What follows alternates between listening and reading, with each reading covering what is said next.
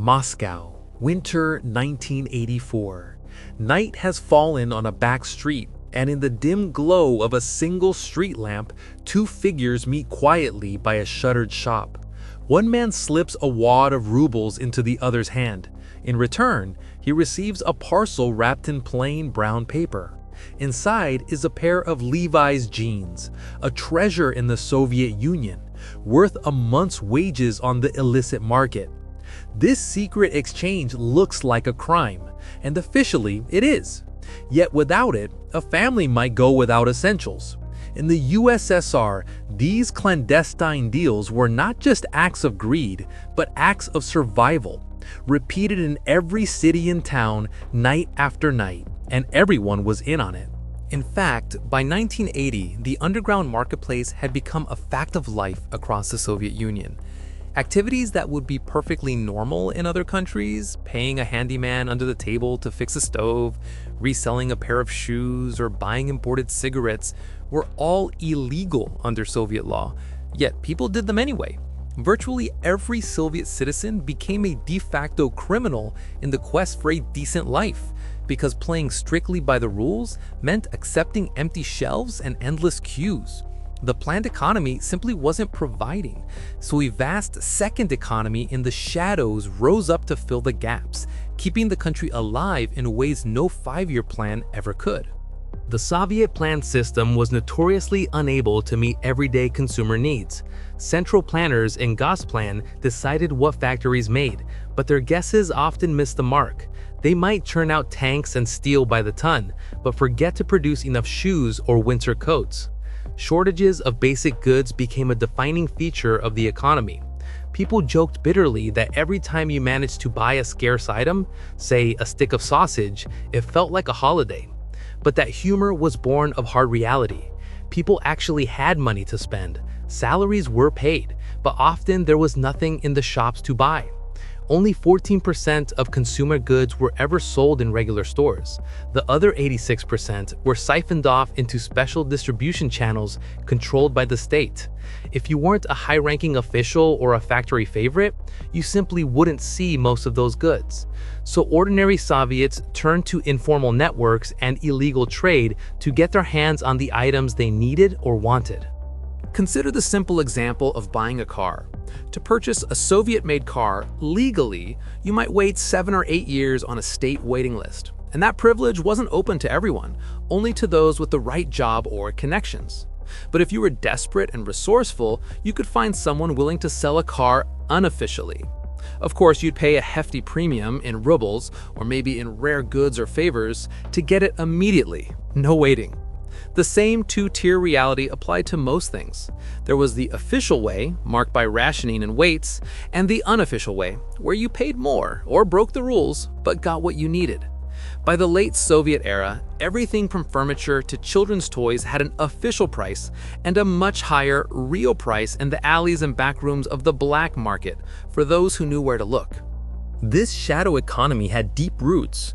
During the Civil War around 1919, Lenin's government tried to outlaw private trade entirely. Even money was briefly abolished in the policy known as war communism. The result? An enormous black market inevitably emerged as the only means of survival for countless people. Peasants hid grain to trade for goods. City dwellers wheeled and dealed for food and fuel. When Stalin later imposed strict central planning and collective farms, he criminalized speculation, private selling, so harshly that offenders could be sent to the gulag. Yet even under the threat of arrest or worse, illegal trading persisted in hushed forms. People learned to trade quietly, to barter goods and favors out of sight, because the alternative, going without, was unthinkable, a lesson that even the authorities eventually learned. Over the decades, Soviet authorities came to a grudging acceptance of the black market reality.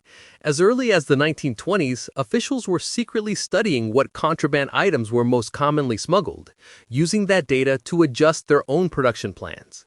By Leonid Brezhnev's time in the 1970s, the second economy had woven itself into the fabric of daily life and even into the operations of the state. Corruption blossomed alongside it. Low-paid officials and factory managers all found ways to supplement their income, a little nalievo on the side, by diverting state resources to the black market or taking bribes to look the other way. A culture of blot, the exchange of favors and connections, greased the wheels, allowing people to procure scarce goods via personal networks rather than official queues. In theory, it was all very illegal.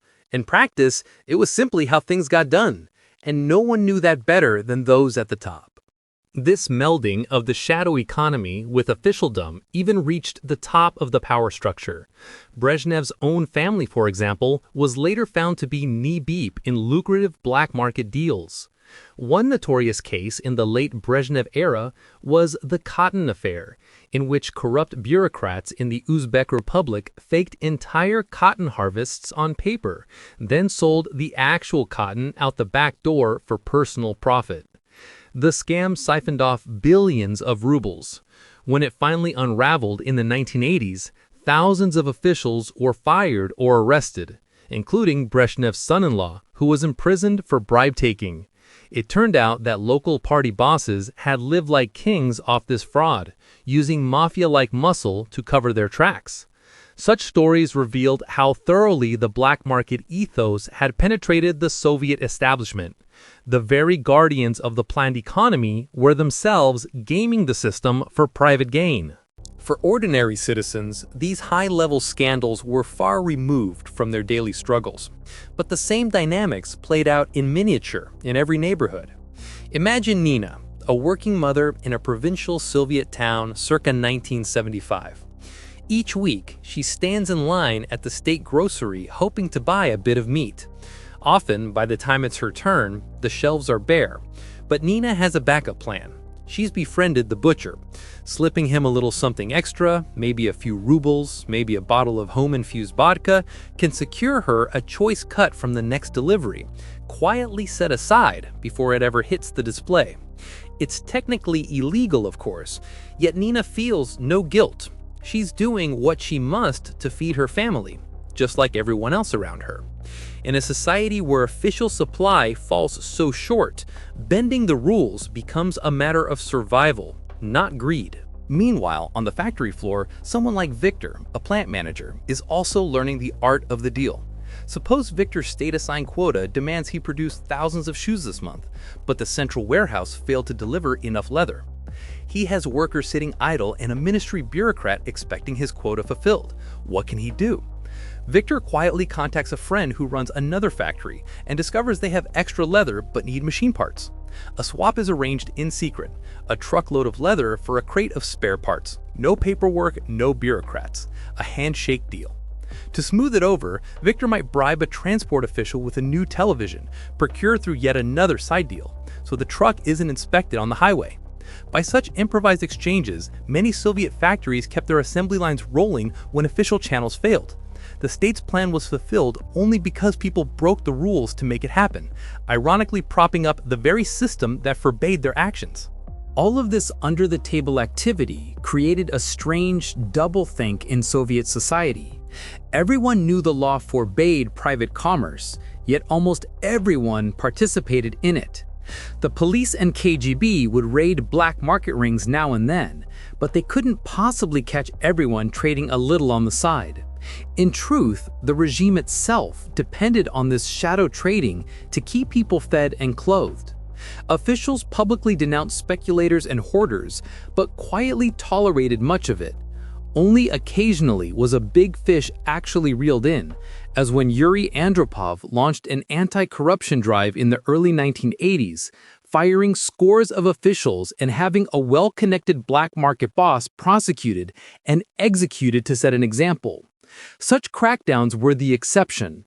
Had the state truly shut down every illegal deal, the shortages and public anger might have sparked open rebellion.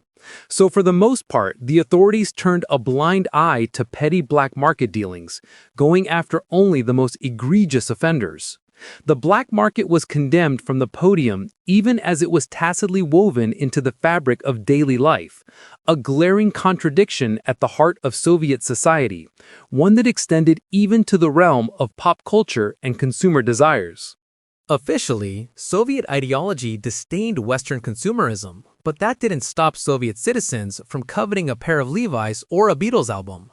Those items, impossible to find in any state store, became prized treasures in the underground market. Young fartsovchiki, or black market hustlers, developed elaborate schemes to get them. They might barter a Soviet Navy officer's cap or a few tins of caviar to foreign tourists in exchange for brand-name jeans. Or they'd buy dollars from visitors and use hard currency to purchase electronics and fashion items through diplomats or sailors with access to Western goods. Once in hand, these wares would be resold at astronomical prices in back alleys and bazaars. A single pair of imported jeans could fetch a month or two of average wages. For many Soviet youths, slipping on those forbidden denim pants or spinning a Western rock record on a smuggled tape was a taste of freedom, a small rebellion delivered by the black market. And consumer goods were only one part of the story. The black market wasn't just about luxury items. It extended to everyday necessities and services. If your refrigerator broke down, getting an official repairman could take weeks, but a neighborhood fixer might have it running by tomorrow for a secret fee. Even services that were supposed to be free under socialism often required informal payments to obtain. A doctor's appointment, for instance, might be expedited with a bouquet of flowers or a box of chocolates, discreetly offered as a gift to an overworked physician. One way or another, you usually had to pay to get things done in a timely manner. By the late Soviet period, practically any good or service could be found through unofficial means, from car repairs to private tutoring if you had the right contacts or could afford the price. Underpaid professionals like doctors, teachers, and mechanics quietly depended on those side earnings to supplement their meager official salaries. In this way, the second economy came to mirror the official economy in nearly every sector, often doing the job more efficiently, albeit at higher cost. The black market had evolved into an unofficial safety net, catching all the needs that the plant system failed to meet, and its sheer scale was staggering. By the 1980s, economists trying to measure this hidden economy were astonished at its scale. Some estimated that under Gorbachev, these left-hand shadow economy transactions amounted to the equivalent of $145 billion a year. This subterranean GDP consisted of everything the official statistics left out: food grown on private plots and sold illicitly, goods stolen from state factories and traded, countless tiny businesses operating behind closed doors. Surveys showed that the majority of Soviet households and even state-run enterprises regularly resorted to the black market to obtain supplies or consumer goods. The ruble, officially non-convertible, found a conversion underground. People swapped rubles for US dollars or German marks on street corners at black market rates the state banks refused to acknowledge.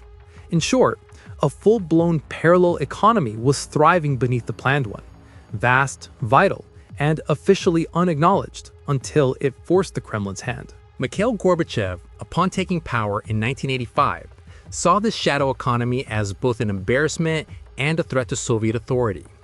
He famously declared war on corruption and underground profiteering as part of his reform agenda. Under Perestroika, the state even admitted how huge the problem was. One economic program in 1990 predicted that 90% of the illicit economy would have to be absorbed into the legal market during reforms. Gorbachev tried partial measures, allowing limited private businesses called cooperatives, hoping to coax some of the black market into the open. But these steps were too little, too late. The entrenched networks of black market traders had no intention of surrendering their lucrative deals, and ordinary citizens stuck with constant shortages had no choice but to keep doing business under the table.